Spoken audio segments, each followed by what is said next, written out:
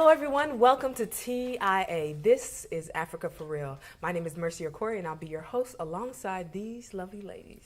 I'm Amenta representing Nigeria, Kedu. I am Brenda Kuruki and I'm representing Kenya. How are you? I'm Natasha, originally from Tanzania, Habari. We represent the voice of African women worldwide. We'll inform, educate, challenge, inspire, and have fun in the process.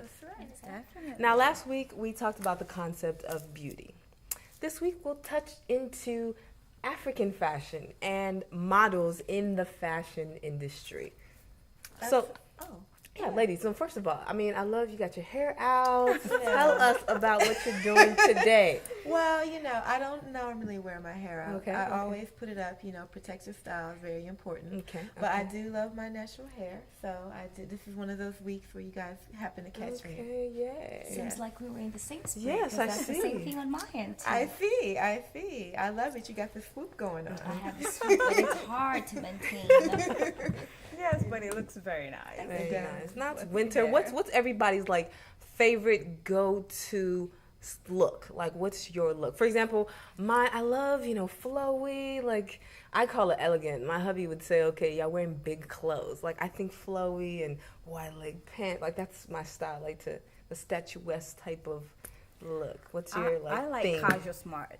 I like to be casual and smart. I don't like when something is too crazy or out there. No, So you play it safe. Yeah, safe and smart and presentable. Okay. I think I play it safe, but once in a while I'll be a little edgy, take it to the extremes, just Like once yellow in a while. lipstick or something like. Oh no, Not like that. Not like that. green or something. Try it. like I feel that. like it would just bring No, not my kind of thing. But I would do a yellow dress. Oh. Like hers is pretty. Yeah, that's Thank very you. pretty. Is that the chicy look? Okay. Thank you. What's your thing? I've actually tried not yellow lipstick, but green lipstick. Really? Was it like I need okay, to try Independence Day or that. something like? What was your? It Why? was a fashion event I was Okay, at. okay. So, it was everyone had like these wild colors, so it was pretty cool.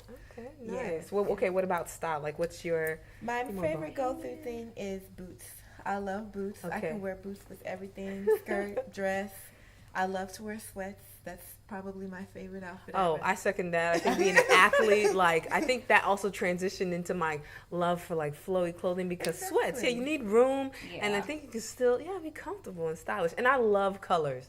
I've never done like a yellow lipstick or orange because I eat my lipstick. It won't even, it never gets there. But yeah, like fashion in general, the fact that Africa is in the mainstream now when it comes to style and prints. Ankara is in. Everyone's trying to use it and make it look like they just invented it, but it's in I there. know. You see it on shoes. You see it on bags, hats, even bow ties Right. made out of Ankara. Speaking of which, I actually just saw Chris Brown with a dashiki.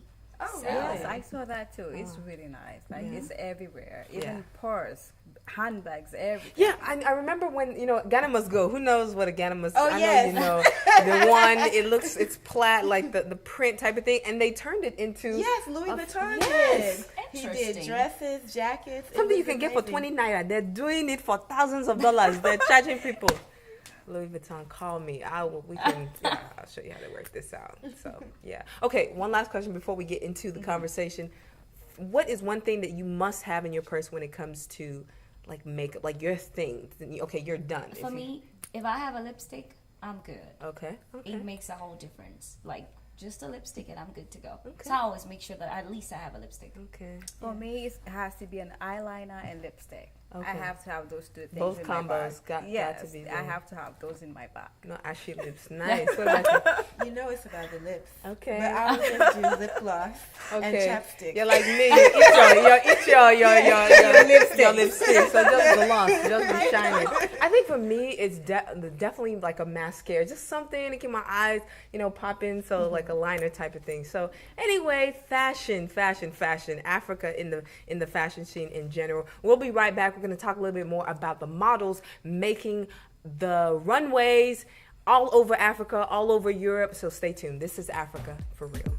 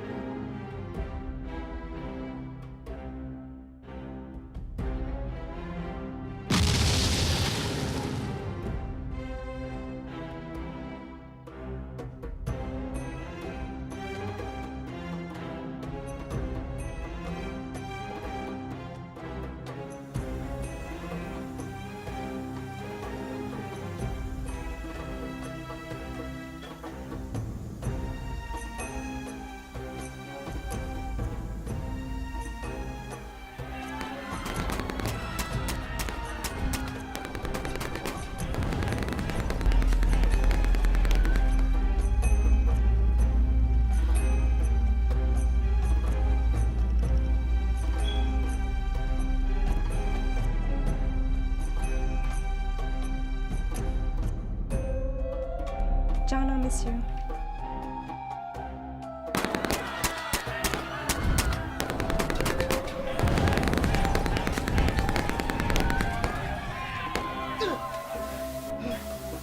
As much as you think you don't understand.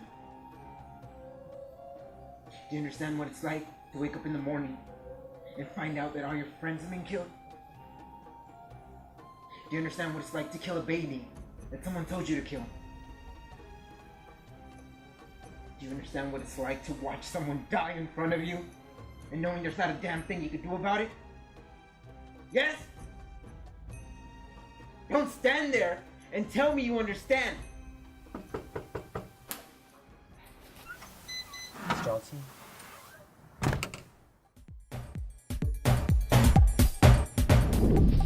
Welcome back. This is Africa for Real. We've been talking about the concept of beauty and African fashion, the models that are taking the runways by storm. Ladies, your thoughts on prominent African models? Absolutely. Have you guys heard of Oluchi? Who hasn't heard of Oluchi? She's from Lagos. Okay, I'm now saying.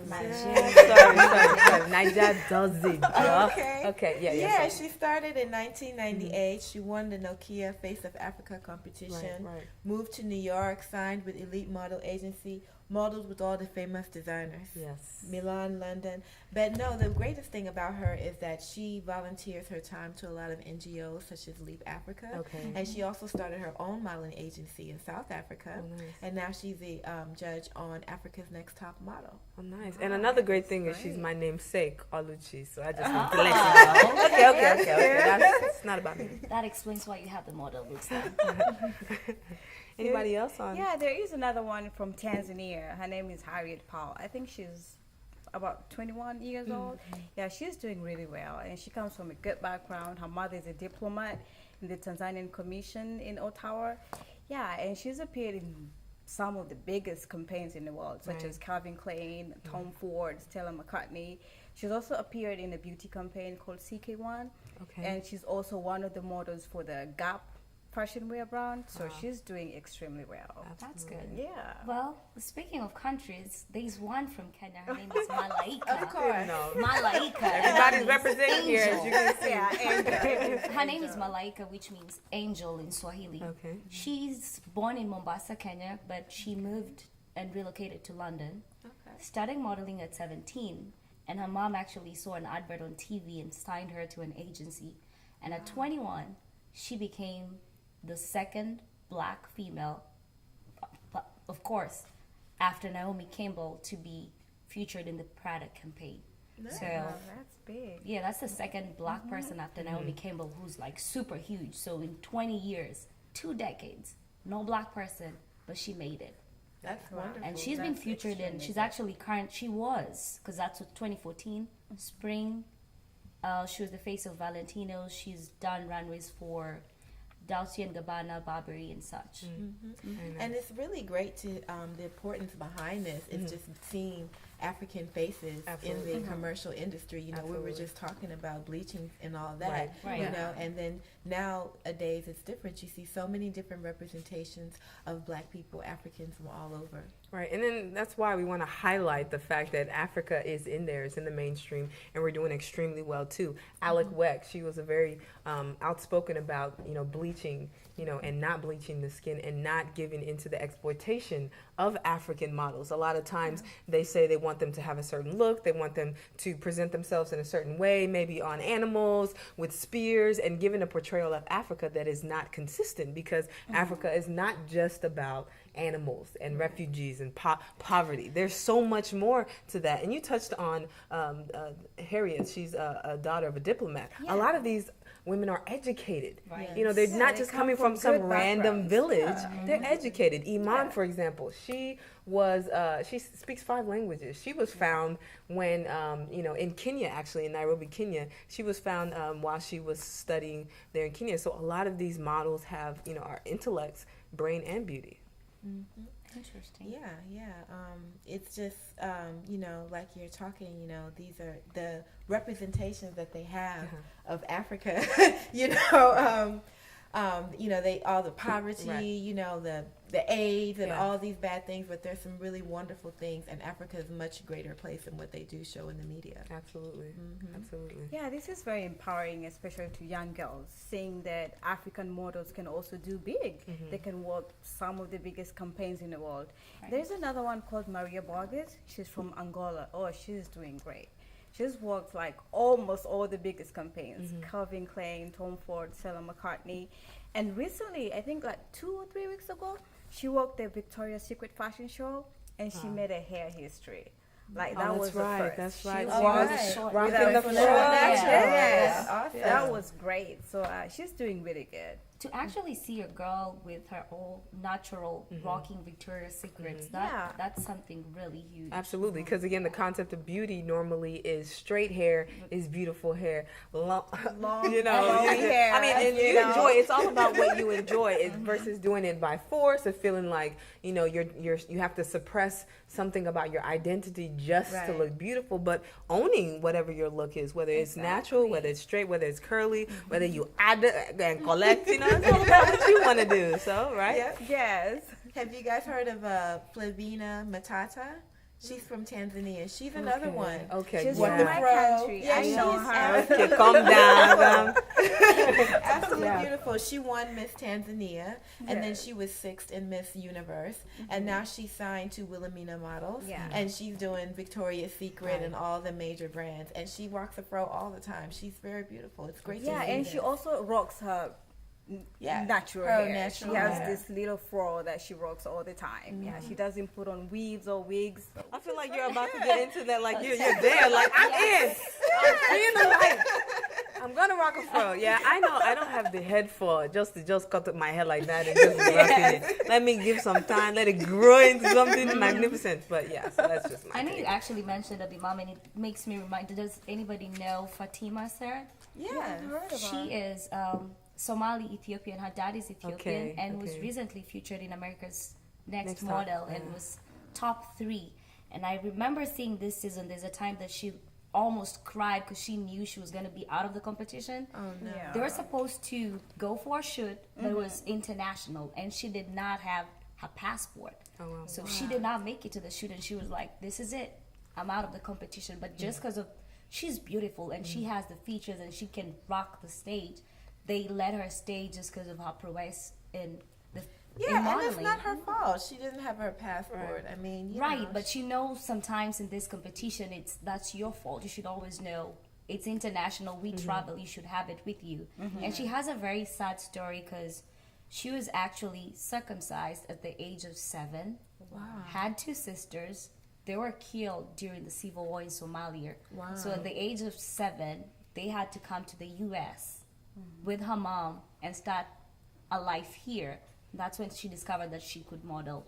So she's since she's been on America's Next Top Model, she's been in London Fashion Week, New York Fashion Week, and whatnot. Wow, so she's finally discovered. Yeah, and she's she doing is. big. So Wow, she's that's doing good. big. Speaking on circumcision, and we'll be touching more about female genital mutilation, which is a very serious issue in Africa and other parts of Africa too as well. You mentioned that model Fatima that had suffered that, and her sisters. Iman is another model that in her country, she almost was circumcised or went through FGM, but her parents found a way to get her out of that situation. But a cousin of hers, Waris Deary, she was mutilated when she was very young, and because of that, at a point she quit modeling. Her name is Waris Deary, and we'll talk about her movie Desert Flower. She wrote a book about called Desert Flower that talks about her life, her journey in modeling, and she quit just to be able to focus on FGM. She was she became the UN ambassador for FGM, and so we're going to take a quick break. This is Africa for Real. We'll be right back. Look at you. You're a top model everybody adores. So, tell me how you got discovered.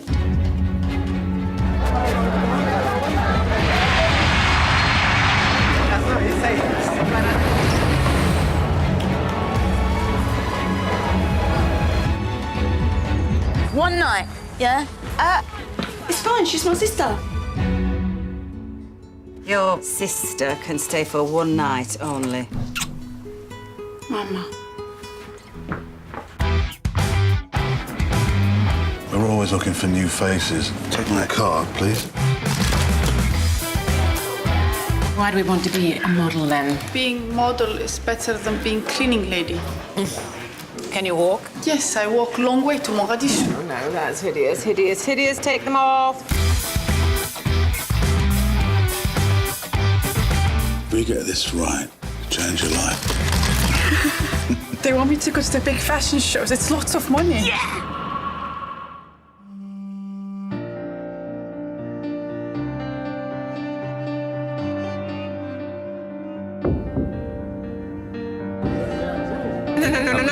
No, that's a mistake. That's a mistake. You'll be deported.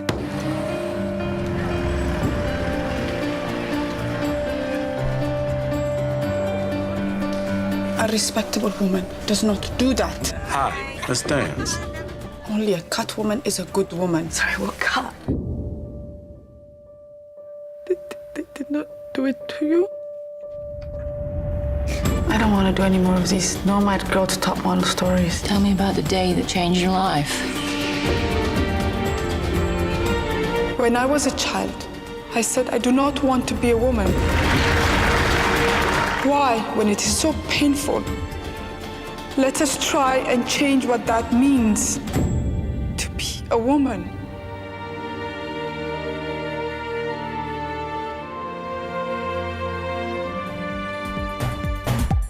Welcome back. If you're just joining us, this is Africa for Real. That was the trailer from the movie Desert Flowered. It is a product of Waris Deary. She's a Somalian supermodel that decided to forego her career in modeling just to be an ambassador for FGM, female genital mutilation. Ladies, your thoughts on that? Well, you know, female genital mutilation, that's an interesting term to put on it, because we know that guys get circumcised all the time. It's not a big deal. But with what is being called female genital mutilation, there's actually 4 different types. And one of them is very similar to circumcision. It's not painful, or it's very much less painful than the others, and there's not a high chance for disease. And the thing about it is that this is not something that's recent. You know, this is a traditional practice that has taken place in African countries, like over the entire continent for thousands and thousands of years, and it's associated with being purity. That's where it came from. It was there's something in the spirituality that says that people that are, or women that are circumcised, are predisposed to be more pure or more spiritual people than others. And then it has just evolved, and now people are doing it because they say, well, it'll preserve a woman's virginity. To make her more suitable for marriage. You know, there's all types of myths and beliefs behind it. And then the people that are doing it, you know, before there was a lot of training when people that were doing these type of circumcisions, they knew exactly what they're doing. But now, I read a story about a woman. She's in prison now. She's been in prison 5 times. She started doing circumcisions on other women when she was about 8 years old. Wow. Yeah, and she says that Satan made her do it. And the reason they arrested her is because when she did it, she almost cut an artery, and this girl almost bled to death. Wow. And so you can just tell in the way that she talks about it. She says she does it for money, which is a big reason why people are doing it. You know, it's very popular. And so when you have people, you know, with that type of attitude doing it, and like you can tell that they're not very trained, because she said she had very quick training. You know, it's totally taken out of context from what it originally started, which is a traditional culture and having to do with purity. And obviously there's definitely a lot of complications to something like that and side effects. Talk about that. Yes, there are so many complications involved with this procedure. You know, this procedure is basically cutting or pricking or piercing or stitching together the external female genitalia, involving, it could be clitoris or labia or both of them together. So this procedure is done without any kind of pain control medication. So no anesthesia at all? No anesthesia, nothing. no nothing. It's just raw cutting. So it is extremely painful. And on top of that, there is so much bleeding that comes with this procedure. On top of that, it can lead to shock, because when you lose a lot of blood, you can eventually go into shock. There's also a problem of urine retention. And that area is also left with open sores, which can eventually lead to, you know, bacteria infections and sepsis. And there are also long-term consequences like recurrent urinary tract infections. You keep on having these UTIs over and over again, cyst formation, as well as increased risk of childbirth complications, as well as newborn death. So this procedure is done. There is basically no medical necessity. It is full of harms and no benefits at all. So it is extremely a bad procedure and totally inhuman. And the sad part about it is we still have about 24 countries in Africa that are still practicing FGM. Just recently in my country, Kenya, it got banned in 2010. But about 2 weeks ago, we have a political leader who was actually advocating for still practicing FGM so as to minimize the urge for girls to be attracted to older men or just having sex at a young age. So it's really annoying to see that you can have political leaders who, in this age and time, are still advocating for the practice to still go on. And what seems absurd is that they're feeling like they should take this risk, all the side effects, all the complications that can happen to young girls at such a young age and when they go into womanhood, just for the fact that you say that these women don't start looking at older men, when we know a lot of the factors and a lot of the reasons that older men and men in general are not taking any kind of precautions to stay away from young girls or keeping them pure, because for the reasons, some mention that, okay, they don't want them to be promiscuous when they're at a young age, but the fact of the matter is a lot of them aren't even thinking at that level at 5 years old, 4 years old, because a lot of FGM takes place at a very young age. And some of these girls are being, they're lied to and told that they're going to a party or to some other gathering. They see their friends there and assume that, all is well. And then one by one, they're being led to be cut. It's ridiculous. And again, it's just very unfortunate to see that, again, this is a part of traditions and like what it has grown out to.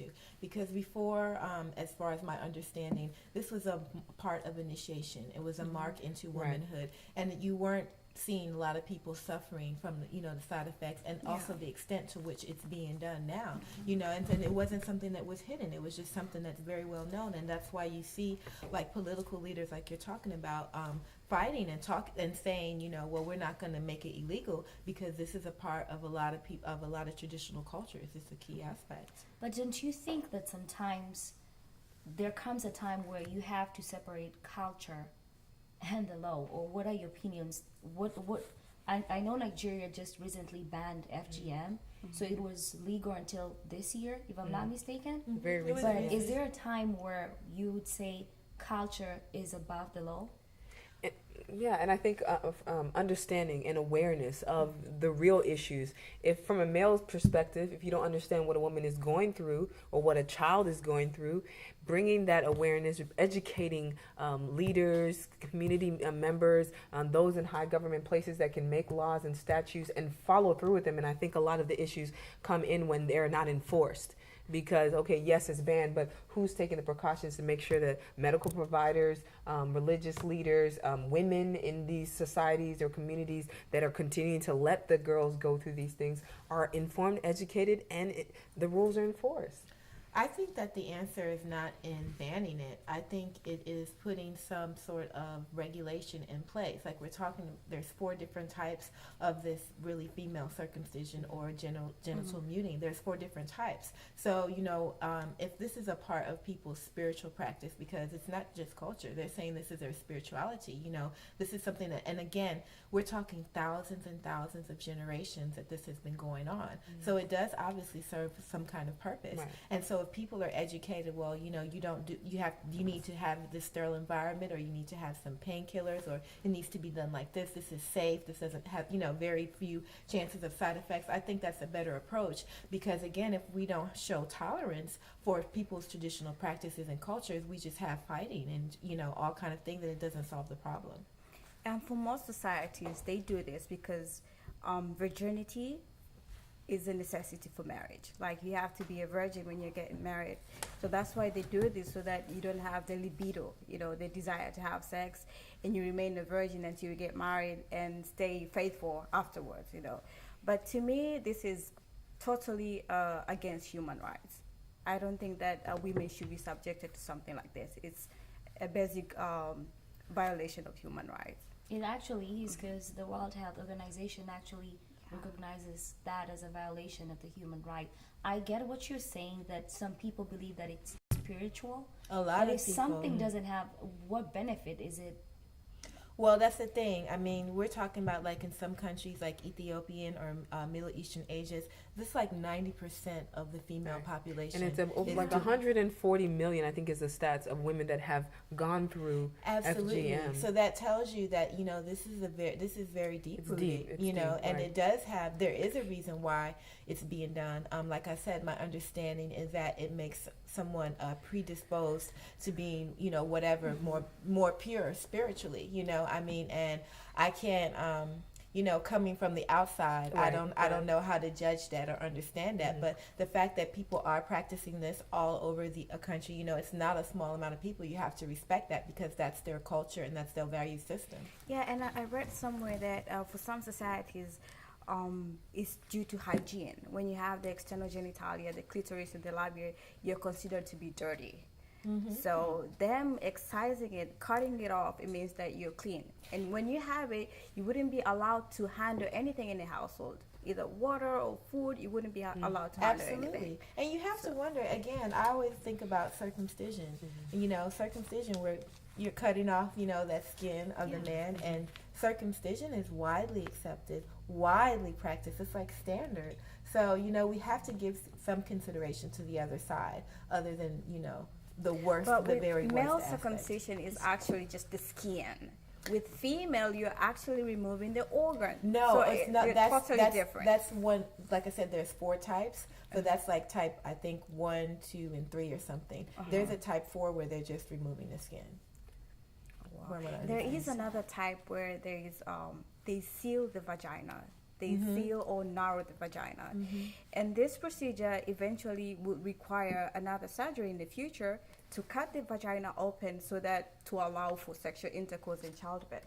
Right, and So then just imagine the amount Right. of pain that one has to go through for all these procedures. Because you mentioned earlier about the reasoning, wanting the women to be, the girl or the child, the lady to be pure when she's getting into marriage, because it's highly recommended or Yeah, preferred she then. has to be a So, but then virgin, also the whole take on having children, which is very much valued too in African society. So again, you're mentioning opening up a wound that sometimes is never healed, and reopening for certain, you know, issues. And then we know that sometimes there's a lack of the necessary resources and sanitary devices and things of that nature. That's why it's important to educate people and give them the option if you know they're going to do this, you know, because a lot of countries have banned it, but it's still going on underground, and people are doing it. This lady just admitted, I think she gets $2 for each cut, and she'll do a bunch at a time, you know.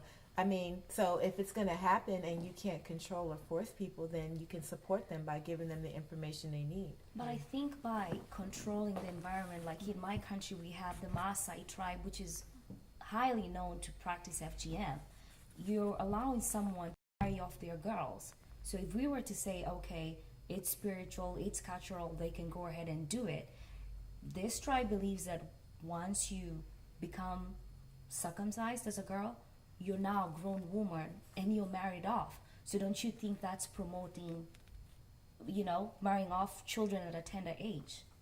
Well, I mean, again, I have seen tribes where there was a 12-year-old engaged to a 60-year-old, but that's not the norm. That's not the average, you know. But those situations do happen, and I can't judge other people's culture. Well, there's a lot to talk about when it comes to FGM. It is a very deeply rooted issue in Africa. This is Africa for Real. We're going to take a quick break, and we'll be right back. We have a guest to share with you more about culture.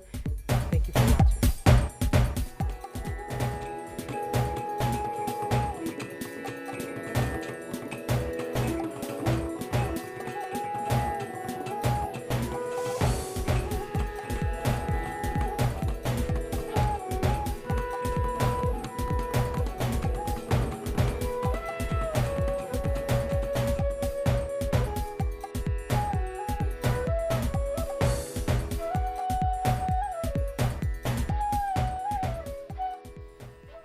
Welcome back to TIA. This is Africa for Real. On our stage today is the beautiful Miss Lillian Malit Onyango. She is the founder of Culturally Yours International. Welcome. Thank you. Thank you guys for having me. This is great. And, I'm glad that I can come and talk a little bit about culture. Beautiful, beautiful. I like Ensemble. Yes,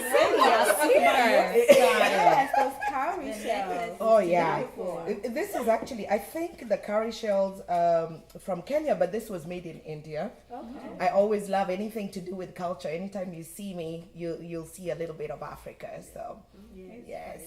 Beautiful, beautiful. Well, tell us about the name, Culturally Yours International. How did you come up with that and the inspiration? Culturally Yours International was founded in 1993. And it was founded in Omaha, Nebraska, where I originally lived when I came to the U.S. And one of the reasons why I founded this organization is during Black History Month, I was invited to speak at several schools. Now, 3 schools that I went to, I was so surprised that the students were able to tell me about the Maasai of Kenya.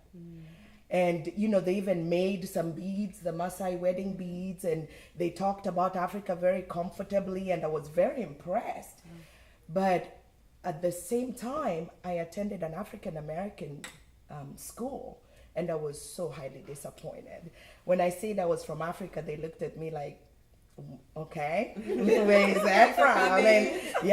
And I honestly was very surprised. Having come from Africa, I thought that this is something everyone knows something about Africa. And so these kids honestly didn't know anything. And from that point on, I said, there's no way that kids cannot know something about, Africa. When I talk to them about Africa, they think it's one big country. Right. But there's so many countries within this continent. And so I started, I just got into this campaign to start teaching African studies. I taught them about the continent. I taught them about the different countries. And, it was just different experiences. I went to another school and they had Caucasian kids doing an African dance. And I thought, wow, this is interesting. At least you guys are trying. Then I realized we have to do more than teach the studies. We've got to teach about African dance. And so that's how Culturally Yours was born. Wonderful. So what it encompasses is dance, fashion shows. You mentioned you have models. Yes. You can't talk about Africa without talking about the beautiful fashions of Africa. And one of the biggest things and beautiful things about Africa is that every country has specific outfits. Yes. The Nigerians have the gele, and every time you see that. And then when you go to Kenya, we have the Maasai with their beautiful beads. Ethiopians have their own, and the Ugandans wear the basuti. And so that's where the fashion show aspect of it stemmed from. And since that time, I started teaching runway modeling. And, our fashion shows are very specific. When we do Africa, we divide Africa into different countries. So, I've designed some clothes, and even though, I'm not a designer, but every one of us, there's a designer in all of us. Absolutely. Yes. And so I have designed a few outfits, and my biggest thing is promoting different designers from Africa. And so every time we run these fashion shows, I'm able to depict and showcase, all these designers. That's excellent. That's beautiful. Talk about some of the events or projects you have upcoming. Yeah, we have several projects, and I'm very proud to say that Brenda is one of the girls who dances for Culturally Yours. Yes. And she's a beautiful dancer, and it's really amazing because Brenda comes from a different tribe, and their dance styles and routines are completely different, but she's able to do the Luo traditional dance. In fact, I find it so funny that she's really embraced it. And so when people see her, they're like, there's a Kikuyu girl doing a Luo dance. And explain that, because some of our viewers may not know the difference between a Kakua and a Lui in terms of the tribes. We have 42 tribes in Kenya. We have 42 different tribes in Kenya. And something that is very interesting, although Brenda and I are from the same country, she can speak a language that I don't understand, and I can likewise do the same. And then it's even more interesting because you, as a neighbor of Kenya, there's a language we all can speak and will understand her language, which is Swahili. It's amazing. It's amazing. And a lot of times you would hear, okay, speak African. There's no African. There's so many Africans. Even in Nigeria, there's so many that you have Yoruba, you have Igbo, you have Hausa, and other dialects within that too as well. And we're talking about Kenya now. 42 tribes, different, dialects, different languages. Tanzania, I'm not sure how many. 126. 126. So, I mean, to speak African, if you understand what that, now you get a glimpse of Africa. Exactly. This is Africa for real. Exactly. For real. So just because we are neighbors, we have in East Africa, we have Kenya, Uganda, and Tanzania, and we are so close to them. So we pick, because we interact, we can actually talk a language that the three of us will understand. So that's one of the things that Culturally Yours does. What we've just done here, when you come to Culturally Yours, you're going to learn something about the African culture. And one of the things that is really interesting is we go beyond the dance, because there's this talent and there's so much suffering around the world. So what Culturally Yours does is, we'll perform, and in turn, the money we make is channeled back to the poor children back in Africa. Every year we run a big production where we do the fashion show and the traditional dances, and the money that we receive, like we did in 2012, we purchased 200 uniforms for children in the streets of Majengo in Kenya. And Brenda is actually active in a campaign right now that she's leaving for Kenya tomorrow. And she will be going to, she will be going to see some of the less privileged children as an individual and as also a part of Culturally Yours. So, we have an event coming up in February, and this event is, again, we are trying to raise money. It's a charity event. It will be here in Houston. If you need to know anything more, culturallyyours.org is our website, and the event is February 13th, and hopefully you'll get a chance to come and get a little taste of Africa. Okay, February 13, 2016. 16. Yes. So, again, give the culturallyyours.org. Okay. Yes, and we look forward to seeing everybody come and watch the beautiful traditional African dances. We'll definitely. Yes.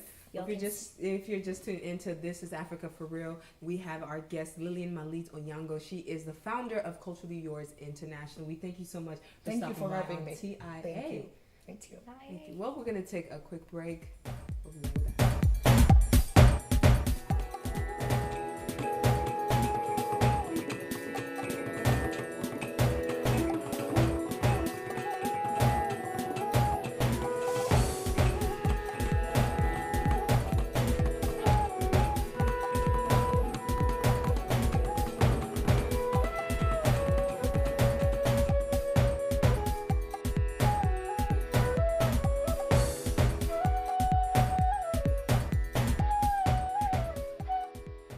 Just tuning into TIA. This is Africa for Real. We had our guest on our show, Miss Lillian Malit Onyango. She is the founder of Culturally Yours International. Well, that's all for TIA for this week. Thank you, ladies, for coming by.